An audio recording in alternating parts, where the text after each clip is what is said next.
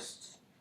Others may think of peace and quiet, delicious coffee, maybe a historical site, vacation. The island of St. Helena has all of these.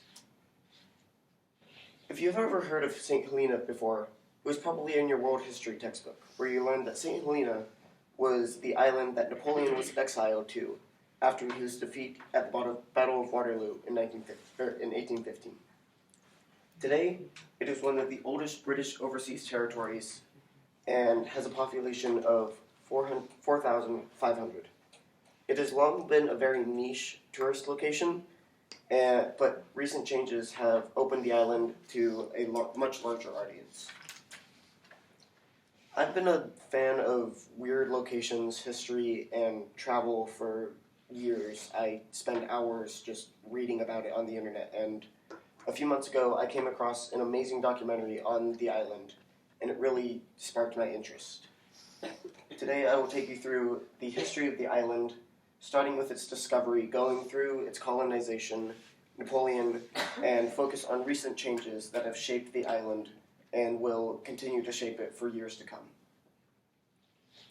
One of the most remote places on Earth, St. Helena is a volcanic island in the South Pacific Ocean. It's literally one of the most isolated places on Earth. It is about 1,200 miles from the nearest other landmass. It was first discovered in the early 16th century, and it traded hands starting with the Dutch, going, I believe it went to the Spanish, and in 1660 it went under British control. In their paper Health and Welfare in St. Helena, published in the December 1996 issue of Health and Peace, Stephen A. Royal and Anthony B. Cross explained that the East India Company, which is a British trade company that was from that era, owned the island, using it as a revitalization station for ships returning from India. It was basically a rest stop. After Napoleon was defeated at the Battle of Waterloo in June of 1815, the British chose St. Helena as a location to exile him due to extreme distance from literally everything, and it's almost 4,600 mile distance from London. The British wanted to make sure that Napoleon was not able to escape like he did from Elba, which is a island in the Mediterranean, which he was exiled to in the first time, and they didn't want him to take France again. After Napoleon died, St. Helena continued to be an extremely small and unimportant island in the vast oceans of the British Empire for almost 2 centuries, and so it was largely left to its own devices, developing as a very close-knit, small community, growing with minimal external intervention. Even though Ascension Island, this is Ascension Island up there. It's the closest landmass to St. Helena, and during World War II, it was a military base that was set up by the Allied forces. Despite the heavy military use of Ascension Island, St. Helena saw almost no use, being used only for, the only military presence on the island was the protection to make sure it was not taken. In Simon Gillett's 1983 article, Developing St. Helena, the island was described in that period as the beginning. St. Helena, at the beginning of the Second World War, was an imperial slum. The people were ill-nourished, poorly clothed, and overcrowded. The people of St. Helena were suffering due to the lack of outside support. Due to the war, Great Britain could not help support the colony, and its people were starving, and it was not good. One of the major problems that led to St. Helena's situation was its distance. Ships to and from the island were few and far between, and people did not know when their next contact with the outside world would be. To help alleviate this, the British government set up a ship that would travel to the island every 2 weeks. The first ship, the RMS St. Helena, was in service from 1963 to 1990 when it was replaced with another ship, also called the St. Helena. The second RMS St. Helena is a very specially designed ship.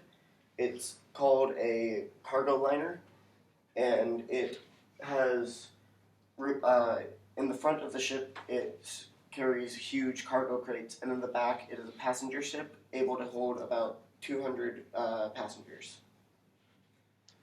It carried supplies to and from the island and exported the island's famous coffee, which, when Napoleon was on the island, it was reported that he was very fond of it, and it even, the coffee from the island experienced a boom in France in the period following Napoleon's death due to his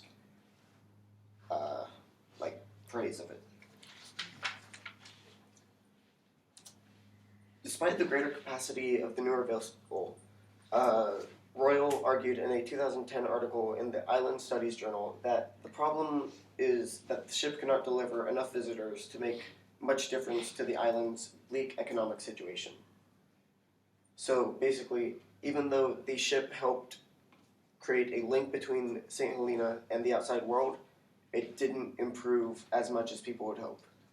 It stayed this way for about 20 years until 2017.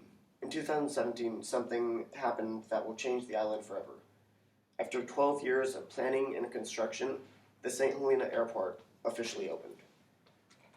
This airport cut the travel time between the island from 2 weeks to weekly.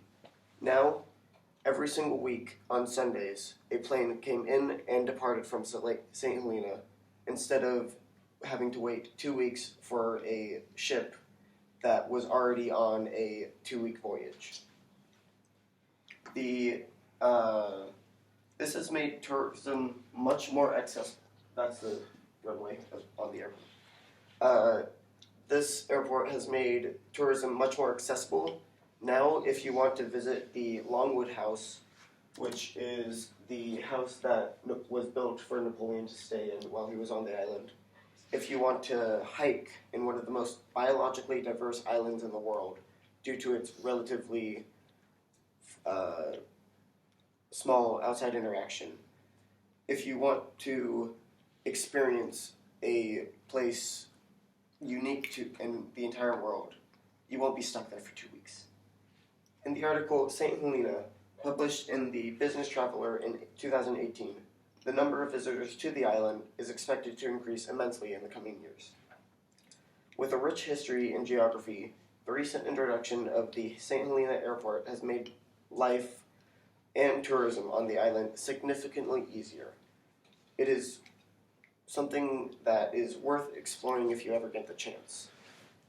You might even get to meet Jonathan, the oldest known land animal in the world, who turns 188 this year and lives on St. Helena.